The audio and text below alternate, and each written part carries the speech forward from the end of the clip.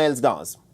So when reports started to emerge that the United States of America had been shipping the long-range ATACMS missiles to Ukraine even before the American Congress passed the $61 billion security assistance package, what became abundantly clear was that the American strategy was to kick the can beyond the November presidential elections before any resolution or negotiations could be held for the Ukrainian war theatre. Make no mistake about this, last year the United States had pumped in a similar amount of weapons and money into the Ukrainian counteroffensive, which yielded very little on the ground. The newly sent ATACMS with a range of 300 kilometers will not change the reality on the ground. In its response, Moscow has begun targeting the Ukrainian railway lines and other means of logistics that can be used to transport the American weapons to the Ukrainian front lines. And this week, Russia has also begun deploying the S-500 Prometheus air defense systems with the claim that these new interceptors can even shoot down hypersonic missiles. So what's actually unfolding on the Ukrainian battlefield at the moment? Our next report gets more details. Russia's strategy is clear. The new weapons pumped in by the West would be taken down even before they're brought to the front lines for use. To this end, this past week, Russia has used its missiles and air force to carry out strikes on Ukrainian railways and weapons depots. In this video put out by the Russian Defense Ministry, Kremlin claims that it has managed to take out multiple rocket launcher systems, electronic warfare stations, over 200 Ukrainian drones, besides other military hardware that has been sent by the West. After hemming and hawing for over 6 months, Joe Biden managed to get the American Congress to approve the military aid to Ukraine. And American weaponry that had dried up in the Ukrainian war is now back in the battlefield again. I'm making sure the shipments start right away. In the next few hours, literally the few hours, we're going to begin sending in equipment to Ukraine for air defense munitions, for artillery, for rocket systems, and armored vehicles. You know, this package is literally an investment, not only in Ukraine's security, but in Europe's security, in our own security. We're sending Ukraine equipment from our own stockpiles. Then we'll replenish those stockpiles with new products made by American companies here in America. ATACMS with a range of over 300 kilometers have been handed over to the Ukrainian forces, and they've been in use at least since the 17th of April. The influx of American military aid means that all negotiations are off the table, and this is evident on the ground. Ukraine has resorted to the deliberate targeting of the Russian oil refining capacity. This video is from Russia's Smolensk region. A drone attack on the Russian oil refinery here sparked a massive blaze on the 24th of April. In the last 2 years of the war, Western sanctions have largely failed in curbing the financial muscle of Russia.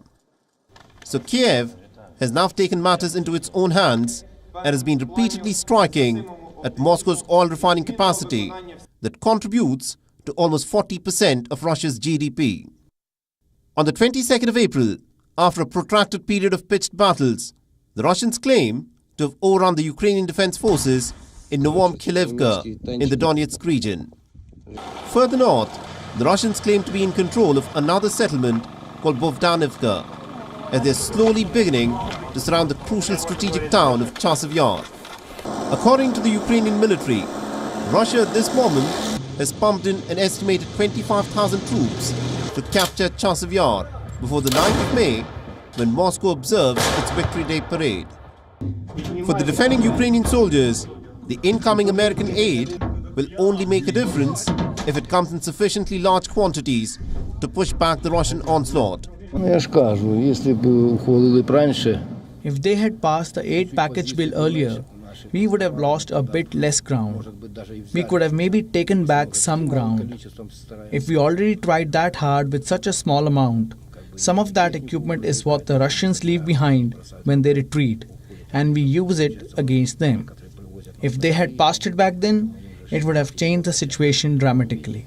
А если бы тогда еще ухвалили? On the 22nd of April, a Russian missile strike brought down a 240-meter tall television tower, disrupting television broadcast across Kharkiv. A deadly Russian drone struck Odessa on the 23rd of April, resulting in injuries to at least 9 people. A crucial challenge that Ukraine faces at the moment is the lack of solid air defense systems that would keep the critical Ukrainian infrastructure safe from the Russian missile and drone attacks. Volodymyr Zelensky has repeatedly called for at least 7 more Patriot air defense systems to be sent to Ukraine. Moderate those questions. Lloyd Austin has assured the Ukrainians that the United States will send across more Patriot interceptors along with NASAMS air defense systems. I'm also pleased to announce today an additional commitment of $6 billion through our Ukraine Security Assistance Initiative. That will allow us to procure new capabilities for Ukraine from U.S. industry. This is the largest security assistance package that we've committed to date. It will include critical interceptors for Ukraine's Patriot and NASAMS air defense systems, more counter-drone systems and support equipment, significant amounts of artillery ammunition and air-to-ground munitions, and maintenance and sustainment support. The United States can step in and solve the shortage of weapons for Ukraine. But the biggest challenge that confronts Kiev at this moment is to convince the young men of fighting age to sign up and go to war against the Russian invading forces. The patriotic flood of volunteers who had signed up to join the army at the outbreak of the war is drying up. In the month of March, Kiev's top military general had said that Ukraine would need to mobilize almost 500,000 soldiers, for which over 130 recruitment centers across the length and breadth of Ukraine have been opened up. But there are issues of trust that are keeping a lot of Ukrainians out. Many people are hesitating and don't want to sign anything with the government. There is no trust. Objectively and subjectively, there is none. Okay, then it means we couldn't convince them, even though there are many arguments as to why signing a contract has its advantages. Thus, join the mobilization, but not just anywhere. There are up to 80 military bases that you can join through mobilization. Find yourself a position, communicate and join. Military contests are decided by logistics and also by the question as to who can field technologically superior weapons. And this week, Russia deployed its first batch of S-500 Prometheus air defense systems with the claim that these missiles can shoot down even hypersonic missiles. The Russia-Ukraine war is a direct contest of weapon systems fielded by Russia and the West. And so far, the Western claims that their weapons have an edge over the weapons fielded by Russia have proven to be hollow.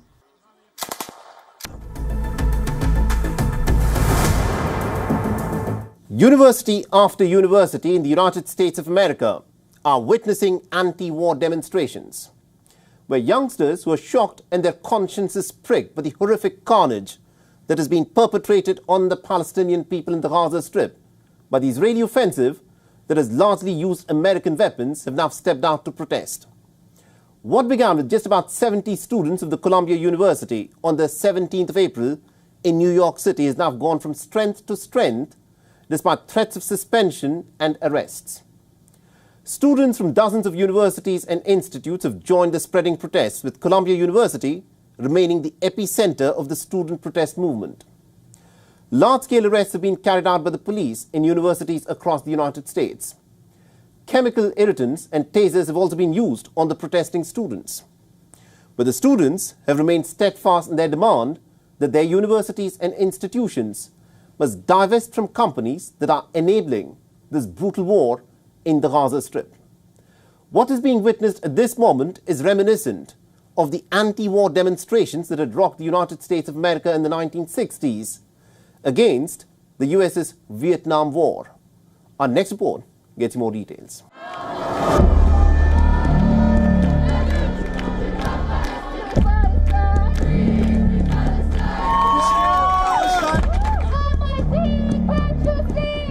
A wave of anger is sweeping across college campuses in the United States.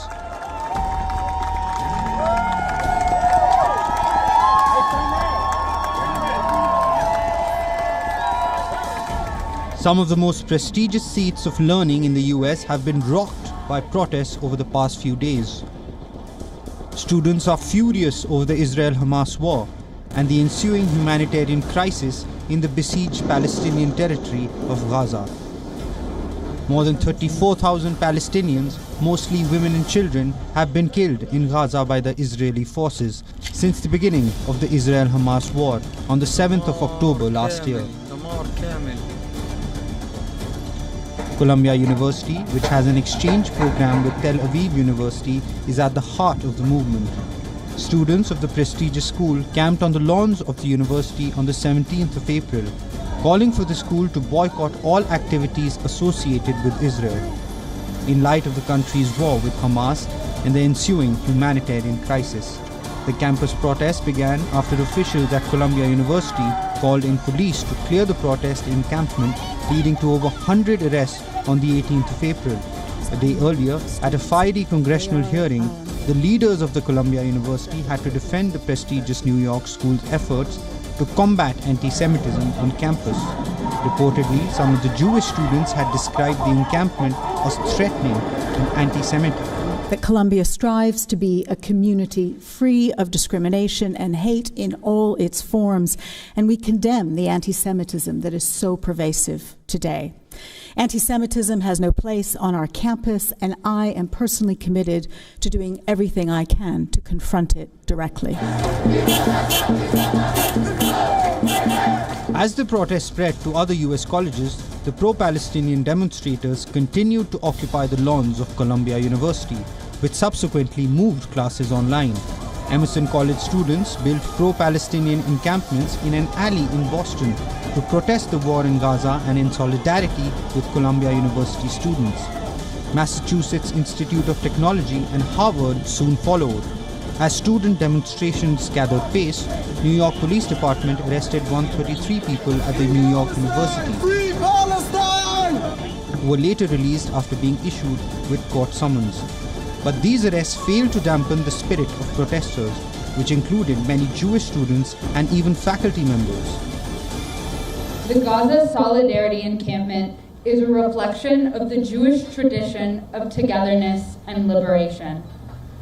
I have never felt more proud to be Jewish and more in line with the values of my faith than when I was being taken out of Columbia's lawns with my hands zip-tied behind my back, alongside 107 other students, risking safety and suspension in order to push our university to divest from genocide, apartheid, and occupation in Palestine.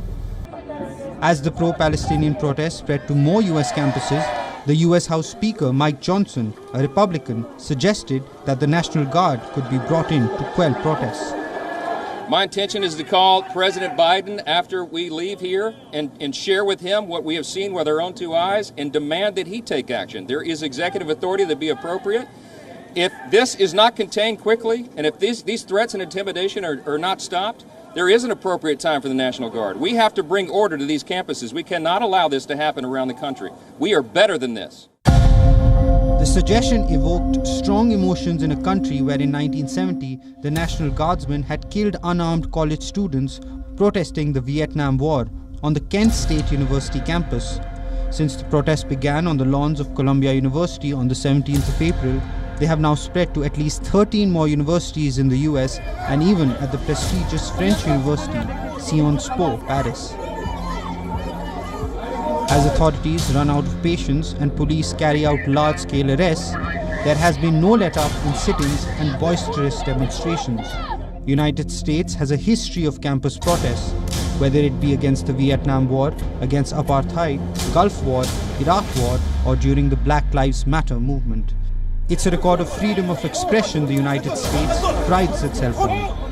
But will it continue to hold itself to such lofty standards, or will it sing a different tune this time?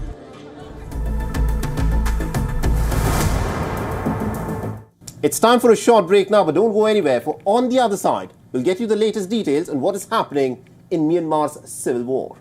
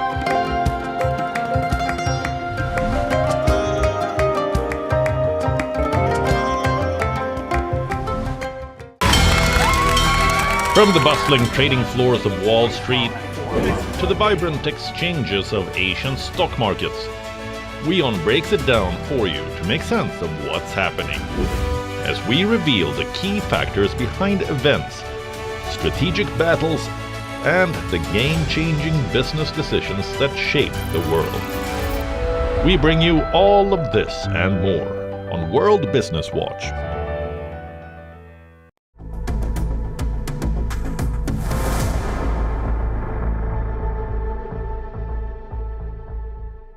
Welcome back. The Myanmar is a key border town and a major trade hub in eastern Myanmar along the Thailand border. Fierce fighting between the Myanmar military and armed ethnic groups had broken out around Myanmar earlier this month, forcing thousands of people to flee. On the 11th of April, in yet another big blow to the Myanmar military, the resistance fighters and the ethnic minority rebels had seized Myanmar, further denting the military's battlefield credibility. But the Myanmar military had launched a counter-offensive, ultimately forcing the rebels to withdraw from this crucial town. Does this first major reversal suffered by the rebels now signify a turning of the tide in Myanmar's civil war? Our export explores.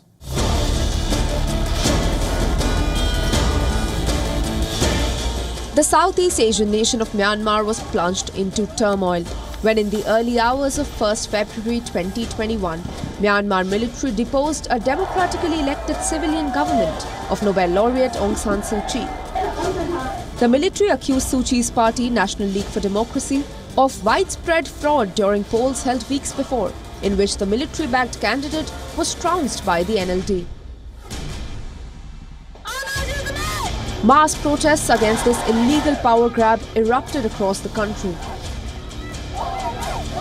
Military generals responded to these nationwide protests with brute force. More than 25,000 people were arrested for opposing the coup, with almost 20,000 of them still in detention. Simmering anger against the junta snowballed into a nationwide armed resistance movement, which is now increasingly operating in tandem with established ethnic armed groups, challenging the military across Myanmar. An alliance of 3 Myanmar ethnic minority groups, called the Brotherhood Alliance, waged a coordinated offensive named by rebels as Operation 1027 since the 27th of October last year, thereby rattling the military. On the 11th of April, the border town of Myanmar, adjacent to Thailand, was wrested from military control by a coalition of anti-junta forces led by Karen National Union. Myanmar is particularly significant to the military, considering $1.1 billion worth of trade passed through it in the last 12 months. For the Myanmar military, regaining control of Myanmar is like reclaiming a vital economic lifeline. If they let the opposition OKNU continue to hold on, it will gradually affect the economy in Mo Lam Yine and Yangon, which are major cities in Myanmar, and cause problems. Replacements of junta forces attempted to advance on Myanmar for days, but were repeatedly repelled by the rebels, who blocked and intercepted the junta troops.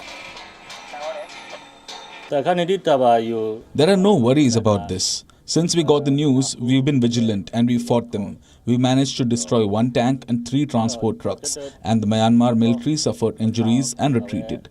1 senior officer was among the injured. But now, in a major reversal of fortune for the Myanmar military, the Karen National Union has retreated from Myanmar. The rebels, though, have termed the retreat a temporary one. The military, in their counter-offensive to retake Myanmar, were assisted by the Karen National Army, a militia with a history of shifting allegiances. Despite this recent gain, Myanmar's ruling military, once considered the most powerful army in Southeast Asia, is at its most vulnerable in the past 60 years and is facing its sternest challenge.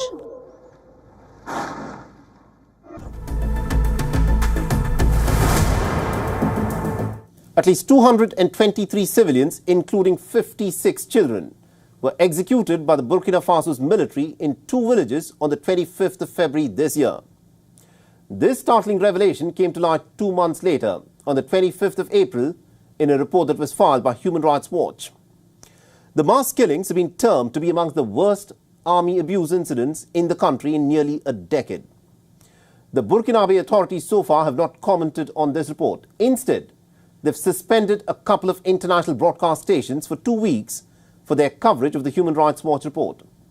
But this incident has raised a number of troubling questions. Why are villagers in Burkina Faso often at the receiving end of the army's counterinsurgency operations? Our next report gets you more.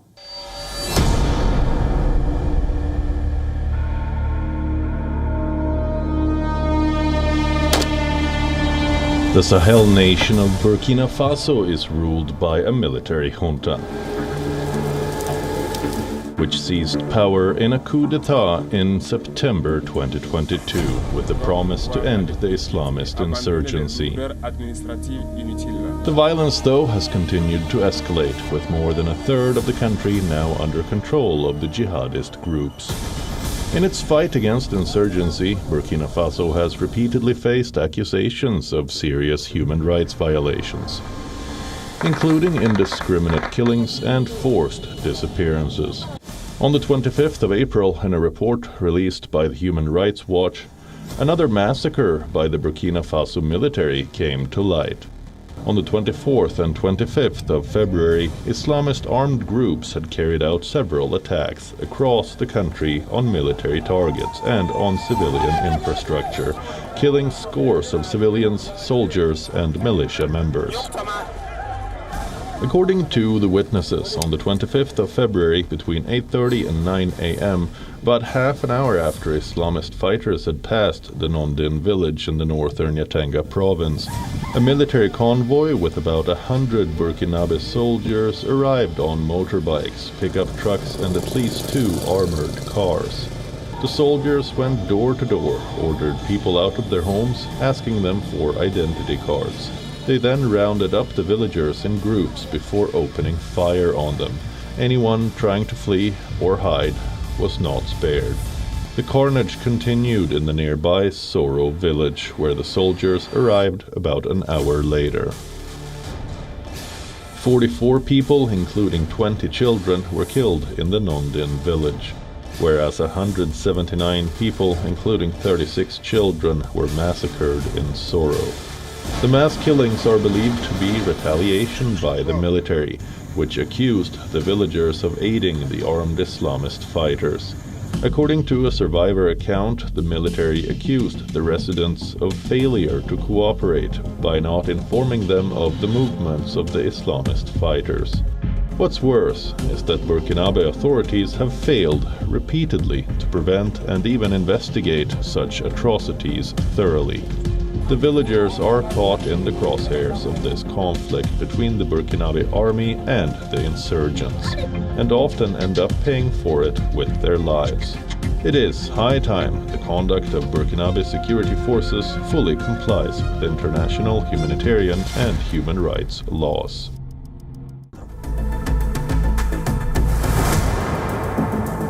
And with that's a wrap on this edition of World at War. And if you want to reach out to me with any comments, feedback or suggestions, feel free to do so on the ID that you're seeing on your screens. I'm your host, Mohammed Saleh, and I'll see you again next week.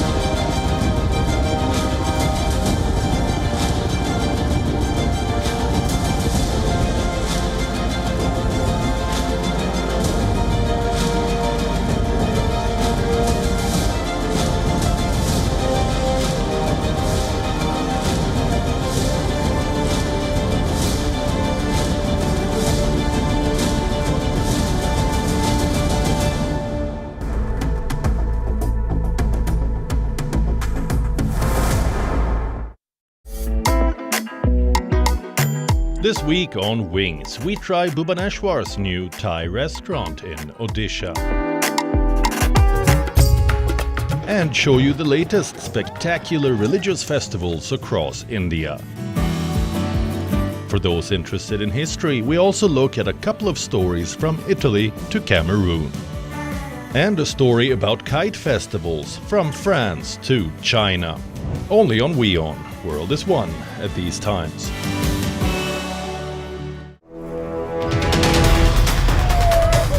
This week on the West Asia Post, it's 200 days of the Israel-Hamas war.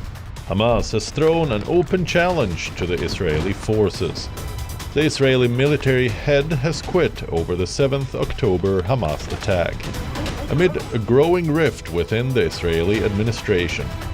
Also on the show, Iran issues a fresh warning. We look at why a North Korean delegation's visit to Iran is raising eyebrows. All this and much more.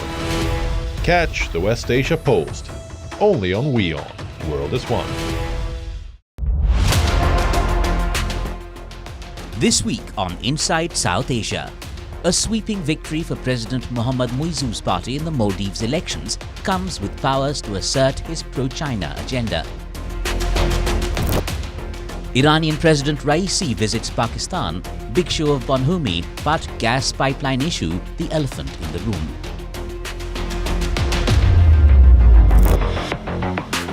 And kin of a Nepali youth taken hostage by Hamas on October 7th pray for his safety.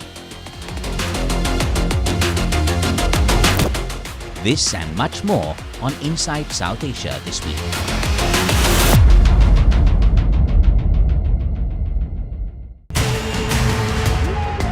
Togo's constitutional changes trigger popular protests after lawmakers approve reforms that may extend the 19-year rule of President Faure Gnassingbe. South Africa marks 30 years since its first post-apartheid election as the nation marks Freedom Day on April 27th, with polls to be held 2 days after the feat. And meet Pelumi Nubi, a Nigerian woman who completed a road trip from London to Lagos to promote a safe and borderless Africa. Watch World of Africa at these times, only on WION, World is One.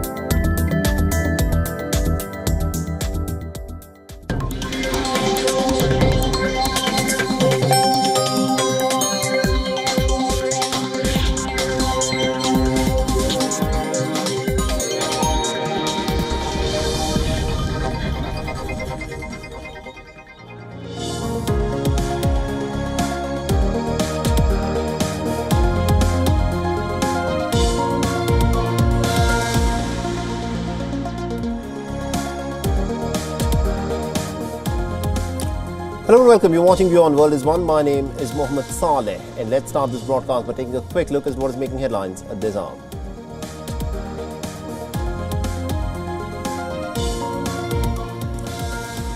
Now, ahead of his visit to Israel, the American Secretary of State Anthony Blinken is to reach Riyadh for the World Economic Forum Summit on Sunday. And the summit is expected to have a strong focus on the grinding war in the Gaza Strip.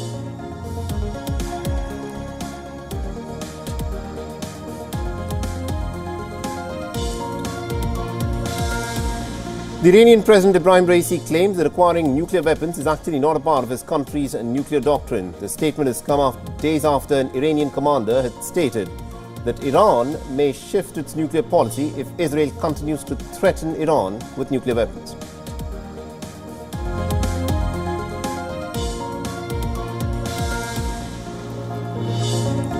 The French President Emmanuel Macron is to spend more days than planned earlier during his visit to Germany in the month of May. The government has said that it signals the Franco-German relationship is getting stronger despite the recent disagreements.